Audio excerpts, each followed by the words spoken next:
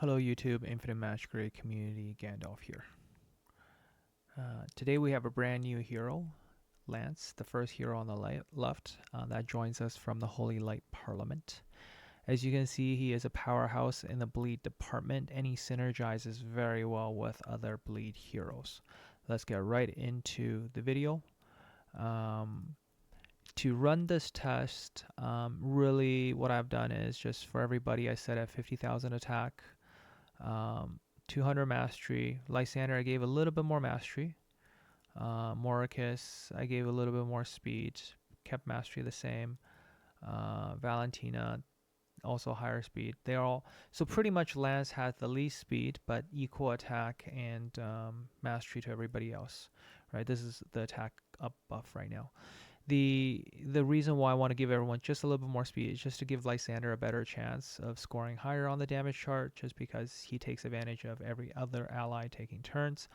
Morikis damage is way understated because when you're fighting boss, you're going to get 20 layers of 4% attack, and so 200 more mastery, and you're going to get to 80% extra attack very quickly on boss fight exclusive 3. So, it's going to be competing against Morikis for that top DPS spot. Both of them can cloak. I would say they have different utilities in PvP. So Morikis will be more of reducing your enemy speed so you can outspeed them, while Lance at exclusive 2 or higher basically can be a counterplay for CC teams and can also turn meter, reduce the enemy, allowing you to do a lot of turn manipulation on the enemy across the skill set. He does have some potential in PvP, and it does make it interesting to see how maybe a more bleed focused team could be viable with all of this setup. Now, hopefully that was a really good TLDR in terms of letting you know what's the relative strength. Relative strength on par with Morikis. PvP somewhat potential. Morikis I still feel right now. Again, we haven't seen actual player feedback in terms of how they're actually going to be used in fives. I do feel like there's a place for him, but a lot of us have just got Muron, and our wallets are pretty empty. Maybe only the biggest whale in the game will have Lance. If my friends in Mystic happen to get it, I might borrow account to do a showcase on an actual build. On that note, I want to take a moment to kind of address a comment I saw on a recent video. And recently another player, I think in the main Discord, said something to me saying that, my content has kind of shifted a little bit and it's not really the same as before. I just want to make a very clear stance here in terms of, whenever I talk about spending in game, I have been very, very clear. I have always said spend with your own means. I'm not here to convince you to spend more. I am very much against, and I promote healthy gaming. And I even said, I think in one of the videos, is like, if you have a gacha gambling addiction, please get help. And I mean that, right? We spend within our disposable income. We spend to enjoy the game. If this is becoming something that damages your financial wealth, I highly think you should get help. In terms of the way I talk about my guides, it's always about what is the most amount of value you can get for your dollars. So if I'm giving you any suggested spending or whatnot, that is to help you maximize dollar per value in terms of dollar per power conversion. I do recognize 80% to 90% of my viewers are completely free to play. And that's why even when I do my giveaways, I still want to make sure I give something back to the viewers. And for the people who actually spend, yes, I've been more than enough transparent about Aptoid, about the vultures I received, right? And every content creator receives vultures. So every content creator, when they're creating content, they're going to be showing an account that's not free to play. I don't want to deceive you in terms of what the power levels of these accounts are, right? I will try to tailor comment, and I will try to give suggestions to free to play in terms of how you can progress in the game. But right now we are 2 years or more into the game, where in most gacha games, when that happens is the spending curve drastically changes. Packs get a lot cheaper. The gap between free to play and pay to win players become wider and wider. So if you're completely free to play, and I completely respect that, and I do have videos in my channel on free to play series, how you go through the early game. And I will say, for a lot of the people who ask me questions, and when they say they're free to play, I give them slightly different advice. Just for example, if you're free to play, pick Santa, don't pick Lydia, because you don't know how long you're going to take to get Lydia E2. Santa's a lot more attainable, and it will help your account more, right? So hopefully that addresses any concern people have around my videos, or the direction. Is this becoming more of a pay to win channel? No, it's not. The mandate remains the same. I'm here to provide you guidance, whether it be free to play or not free to play. And like I mentioned to that particular commenter, there is an in-depth series where I will be overhauling a lot of the older guides and to update it and make it a lot more relevant and update it with a lot of infographics. So look forward to PowerPoint slides. I'm working on them. It takes a lot of time to prepare PowerPoint slides. I do enough of them for work. I just, anyways, enough rambling there. So that kind of tells you overall in terms of power strength. Let's really go into his mechanic. I think the best way to understand, what Lance is able to do is his damage come from two parts. One, he's going to be able to sustain very high bleed dot numbers onto the enemy, because the ability of converting these electric shocks back into bleed. On his skills and passives, he's going to be able to convert whenever using Sweeping Thunder, which is on a very low cooldown. It hits very hard because when the target has 25 stacks, right? Let's just quickly go to his turn. Okay, so we're going to watch this in slow motion. What happens is he's going to convert all these lightning stacks into into additional bleed stack if there is room to put more bleed stacks, and he's going to get a huge hit out of this. So 75% per extra stack. So 75 times 25, that is around 18,075 multiplier, right? That is a very big multiplier here. So you get this at exclusive 1. So it's not a very high exclusive to achieve this. 200 extra, so like a 2,000 multiplier on attack. And for both of his skills, Sweeping Thunder and Violent Thunderstorm, both of them can give you a resolute for the entire team. So that's why he's a bigger synergy with your entire team, because all of your skill damage goes up. That's why he will power creep Lysander in a lot of the teams once you have that. So let's watch this very slowly. What we're going to see is you're going to see the 4 hits of bleed, which are small numbers. Then in the very last hit, you're going to see a very big bleed number. Okay, watch very slowly here. 30 mil. Okay, that was 30 mil damage right there. The first few hits also hit very hard. They were around 3 mil each. And the last one was like 30 mil. A massive hit. And you can see if you actually had a hero that didn't have 10 layers of bleed, some of these will convert over. But when you're running a full bleed team, the synergy is great because he's going to be able to stack up using his passive. There's 100% chance. This is a typo. But what happens is with full scale up, this is going to become 100%. So every time when any enemy is inflicted with a layer of bleed, you will grant a layer of electric shock for 3 turns. So, and he's going to get cover track for every 20 layers inflicted by Lance. He's going to get immune to CC as well. He's going to be stealth. Okay, being stealth helps with Sages to 7 liuli, but of course, there's also this booming thunder effect. So and this triggers every 2 turns. So if he ever gets CC'd, he's going to get 35% turn meter, and he's going to put 2 layers of electric shock on all of the enemy. And at exclusive 2, he's just going to start right away, and he gains cover track for turn 1 and turn for 1 turn, and he also gets 2 layer of lightning spear. And whenever he gets cover track again, and he's going to be able to cast booming thunder again. So he's going to put 2 layers of Thundershock on everybody whenever he gets cover track. So it's sort of like 20 layers of Thundershock trigger this, and he puts some more layers onto everybody. So that's, if it's on waves, that's another 10 layer onto everybody. So it's almost like quickly cycling up, and he's casting this. He's almost always going to have cover tracks at exclusive 2 or higher. And he's, whenever the enemy cleanses a bleeds, he's going to be able to pursue the enemy once. It's almost like a bleed version of Nita. Kind of works like that, right? On his ultimate skill, it's going to be 6 stages of, so 1200 multiplier plus, actually this is 26. So it's a 1500 multiplier roughly.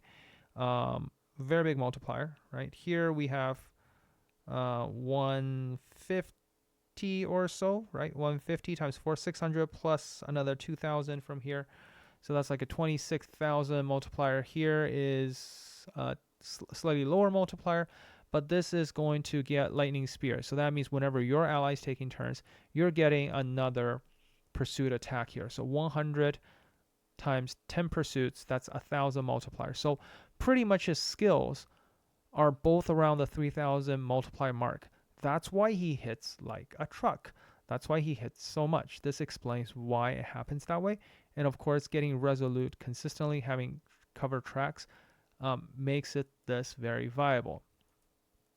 He has no mechanic that ties his damage to bosses. This we saw very similarly to Xiaoyun, where Xiaoyun was a recent hero that was introduced, and there was no tie wording to boss, but still having crazy multipliers, because whenever she doesn't kill, she gets crazy buff damage. This guy straight up has crazy damage. Now, and this does to a single enemy randomly. Okay, so fortunately the violent thunderstorm is random. Okay, so let's go into this a little bit more, right? Like just explain this, what this really means, right? So his we're gonna go do PvP showcase very shortly as well. Okay, so don't worry about it. So you notice this one is random, right? And so it's hits all over the place a little bit. And as it's as it's applying all these additional layers, every single one of these dots, it's directly damage as well. So that's why you saw all those extra numbers in there. So multiply wise, it's like 300,000 30,000 multiplier. Sorry, what am I saying? Yeah, 3,000 multiplier plus all of the lightning shocks. Right, and so lightning shocks, how many am I supposed to give away? So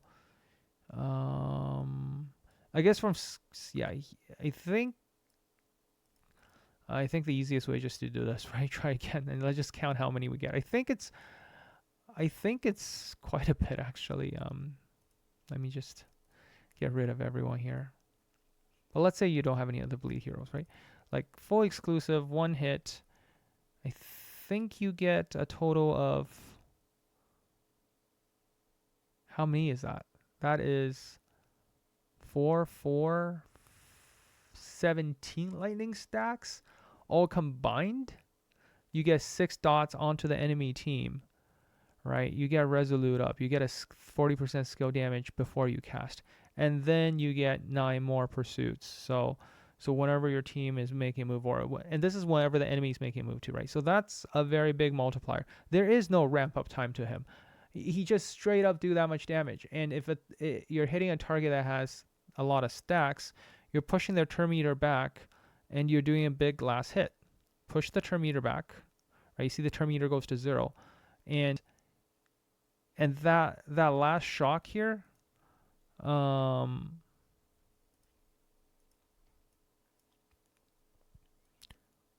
he's converting, right? So all of those extra bleed, every 2 lightning stack got converted back into extra bleeds. So that's why you see the extra bleeds there. So hopefully that helps understand its mechanic. Basically, a lot of extra dots. It's sort of like extra bleed that can be converted over. Very big, massive hit on single target. So where does it come into play in PvP potential? First of all, he can't be CC'd, right? So if he can't be CC'd, he's going to get extra turn meter. So good against control teams, push back, disrupt the turn order on the enemy is one thing you can definitely do at exclusive 2. And this is heroes that you can use right away. Do we feel like, so if if someone catches this video sometime in the future for the free to play player, says, hey, if I reroll, if I get a Lance, is that really good at exclusive 0? The answer is yeah, he's decent at exclusive 0 as well, right? Like this still applies. Still a lot of bleeds under the enemy, right? These shocks are still happening. Single target damage is going to be high. You can CC enemies. These shocks are going to help you kill different enemies. When you use the last one, you get pursue attack. So every time when the enemy moves, you're consuming one of those lightnings, and you're doing a pursuit attack. So it's sort of like a single hero. You can take out the entire enemy team. Just make sure you have enough stats for it, right?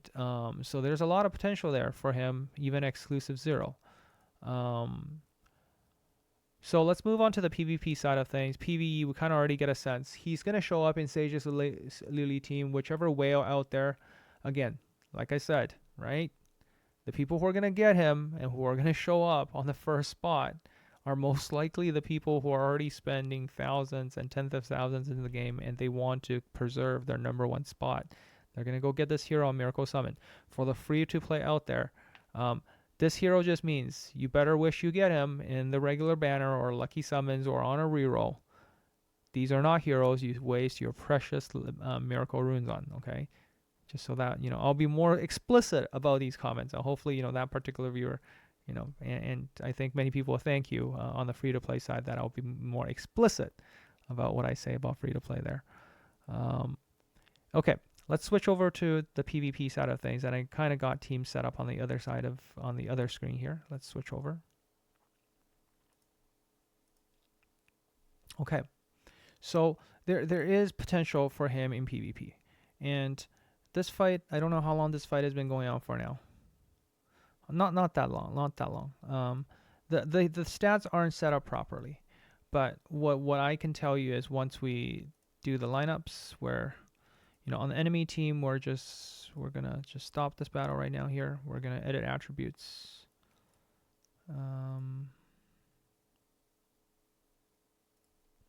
Try again. And then we're gonna edit attributes. So we're gonna sync the data up. I know this is not perfect, right? There's no damage reduction, there's no auras. But let's just get a sense of what this potentially could look like. We're gonna put Lance onto a reasonable build, right? Let's say 2000 speed. We give him 100% effective hit, and he has 200 mastery, not 2000. And let's just see how that plays out. And first off the bat, what you will notice is when the enemy Lydia CCs me, all of a sudden Lance is going to be able to go first. And of course Lance starts with the 2 extra one, and Lance goes first. So now Lance has the ability to turn meter manipulate on the enemy. So for example, now I know there's a Wukong there. Yes, it's going to target Wukong even instead of wanting to use that on somebody else. You can only block CC once, only when you get cover track set up, right? So that's why the second CC from Beatrix stunned the entire team. In this particular setup, I feel like we can just take a look at where the enemy stacks are. I think in this particular situation, the enemy still should be able to see a good number of lightning stacks. The bleed won't be there as much as we would like it. The highest we see is an 8 right now. The pursuits are happening, right? So all of these extra pursuits, whenever the enemy is taking a turn, you're pursuing and you have a lot of stacks. When we get an opportunity, Beatrix looks like a juicy target for a big hit. But Wukong right there still doesn't seem to break through a little bit. Let's see if we can manual target, and hopefully with the we're able to do a little bit of the conversion there. Sorry. Okay, I think the shield's finally broken off Wukong. Hopefully one of the skills coming in from oh my god. I think, we wouldn't expect maybe him to fit into this team right away for a couple of things, right? Because we're dealing with Wukong here, And his second skill really require you to be able to hit right onto the enemy. Here, I mean, maybe it's not a fair setup because simply, oh no, what happened here? Did the game crash on me? That's not cool. Oh, try again. There we go. Okay, we're back. All right. One of the things I would think is, one, Nordak doesn't add as much value in this particular setup simply because there isn't enough damage reduction in this.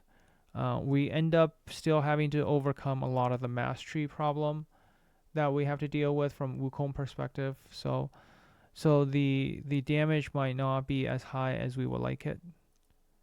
After all the skill reduction that we see here, but we clearly saw in actual PvP, the damage definitely is potentially there. Like maybe I wonder if we had Morikis in this setup. Let's just take Nordak out for a sec. I'm curious to see because we know that Morikis already hits super hard in PvP. And let's just compare the two of them in this particular setup here. I know, I mean, we'll see how long we survive in this setup. And let's see the damage comparison between the two. It's not going to be perfect, but it kind of should give us a little bit of a perspective. I do feel like Lance is kind of like your, can do what showering is doing, but do it a little bit better. Showering has a added benefit of being able to make the enemy shield less effective. Let's see if we can get, let's see, there's a lot of lightning stacks on there. So if we can get somehow a good hit on there. You just won't leave that Wukong alone, eh?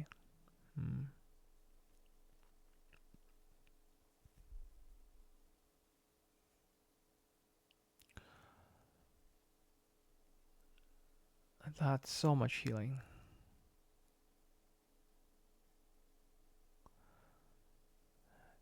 But if my theory is correct, I mean, maybe not in this team, right?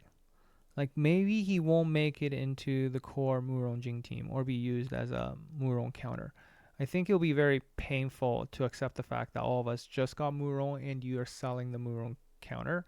I don't think he's going to end up being a Murong counter. Not quite, but he will be a strong, and maybe he'll make it into your 3's team, maybe into your 5's team. There's a lot of new heroes in right now, and there's a lot about the meta that could potentially change. Players are still trying to figure out the most optimum team, even just trying to adjust to this new Muro meta a little bit.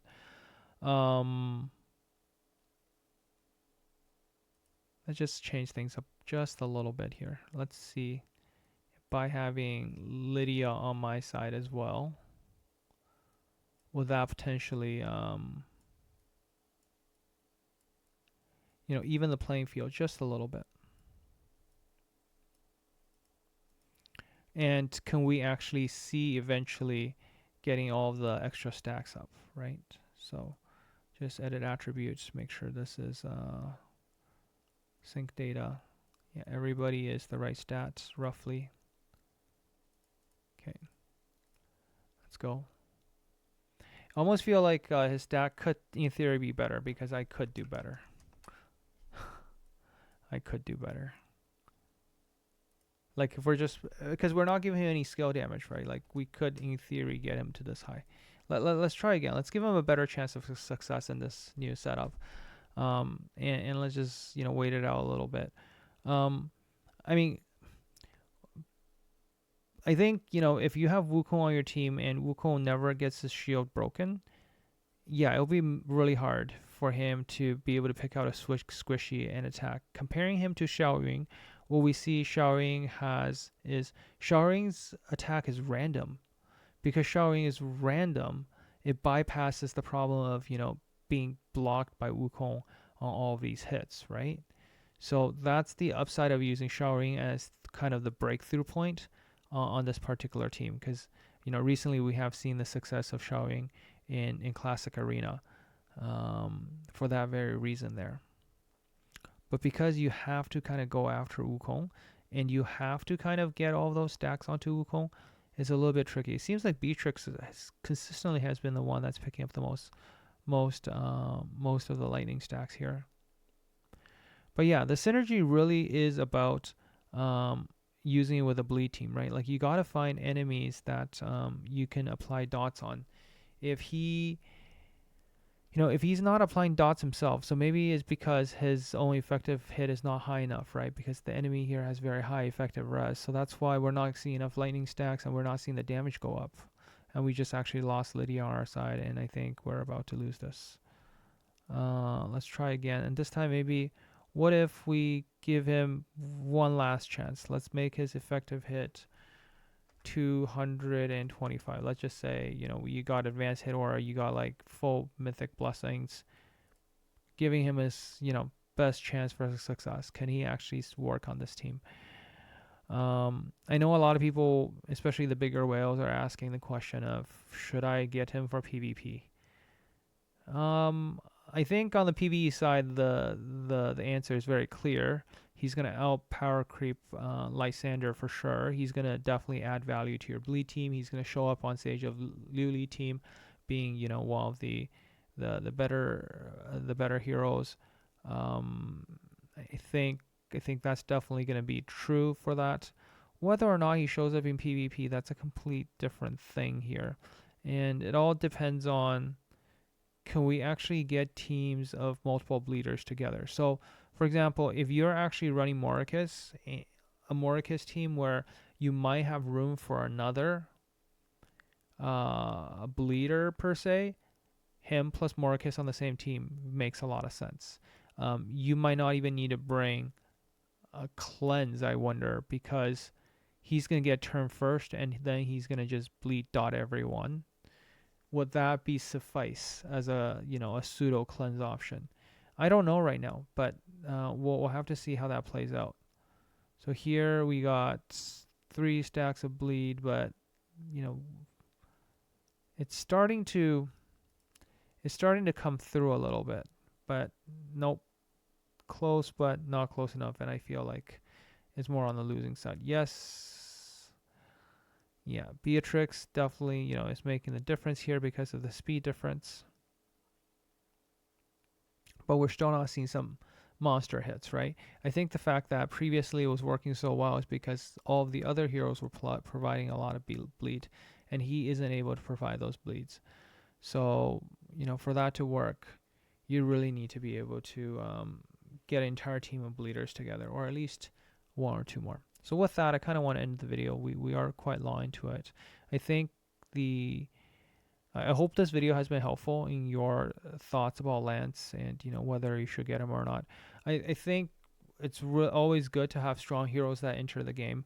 It gives newer players, free-to-play players, more options in the future on the rerolls, right? Because if you think about it, we still have a ton of old heroes that are completely power crept, that it's almost like a dud when you pull them.